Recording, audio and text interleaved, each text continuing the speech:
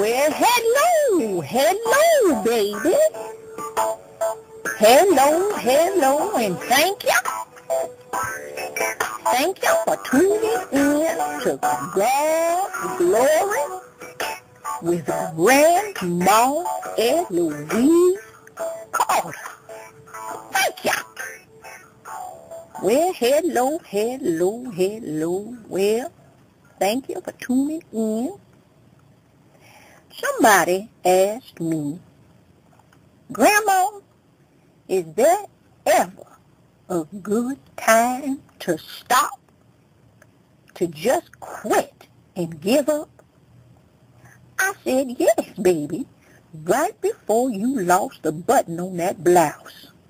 Something in you should have said, that's enough, that's too much. Or when there's nothing left over to comb over, something should say, let's just move on. You know what I'm saying?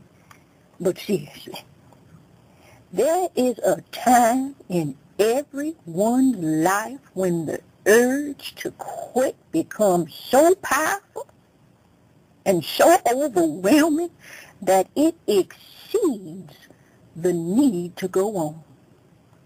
When life has beat you up to the point where you just don't have the strength to go any further.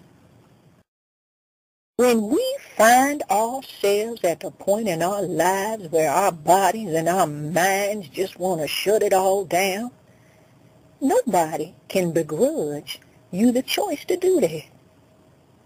Nobody knows like you know what you've contributed and how much you've given and what you've suffered through. Nobody knows like you do what you've stood for, handed out, warred with, fought back against, and wrestled with.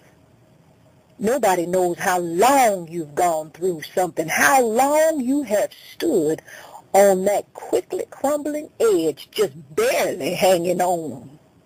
Nobody knows like you and God. But it's to you I want to talk to this morning. See, I know what it feels like to want something so badly, and it seems like you getting more opposition than opportunity.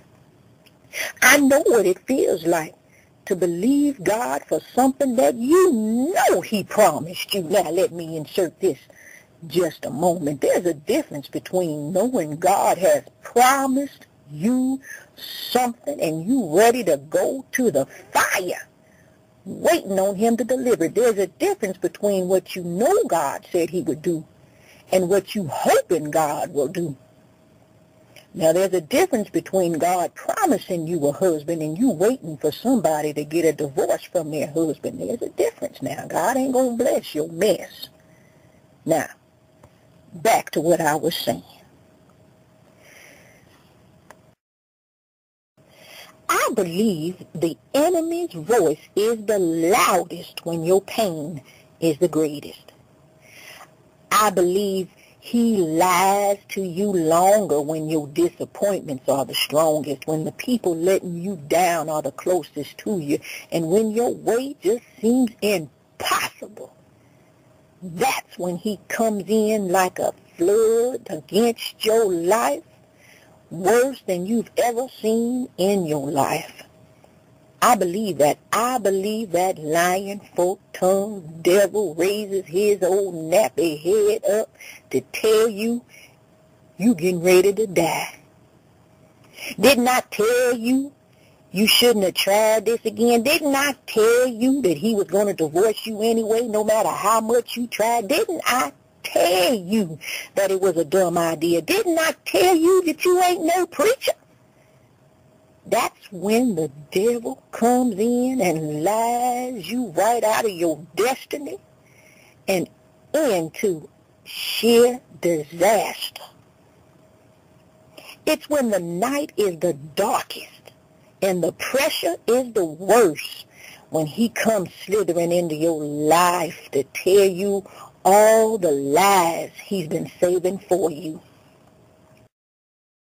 That's when I believe you are the closest to your destiny. Is when that devil comes to tell you you ain't going to get it. That's when you should start looking for it. It's like when you see a detour sign and you make that turn, you might not be on the road you started, but you will certainly get to where you need to be to finish.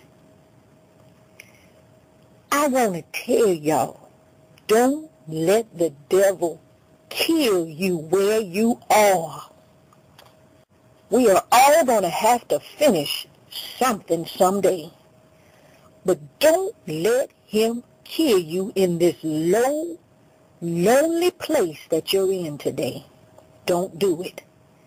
You've got to press to a safe place in God. You've got to move forward faster, if anything.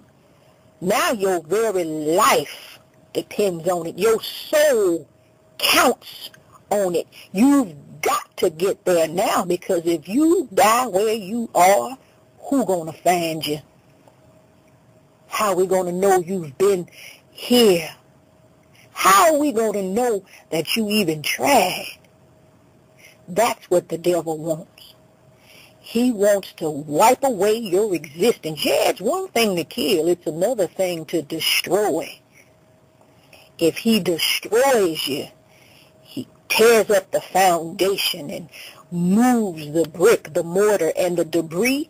And then when people look around, they say, wasn't there something there before? Wasn't that such and so's church? Didn't you grow up around here somewhere? There's no landmarks. There's no trace that you've ever been. And that's what the enemy wants. He don't just want you dead. No, he wants to get rid of your presence, your power, your physical, your mental, your spiritual. He wants you gone as if you never existed. So you can't stay where you are right now. You can't stop right here. You've got to keep moving, keep praying, push, moan, cry if you have to, but let us know you're still here and still in the fight. Let us hear you, man and woman of God. Let us know how we can help you. Don't get by yourself. Don't die out here alone. You need help. And that's what the body of Christ is for. Come on now. You can make it. You can do it. Just keep going. Don't stop. Okay? Okay. Now, Grandma loves you. And like I say every Sunday morning, doesn't matter how you start out in life, it matters how you finish. Now, if you got a question for Grandma, write me, and Grandma will do her best to answer your question, okay? Okay, now. Until then, have a blessed day.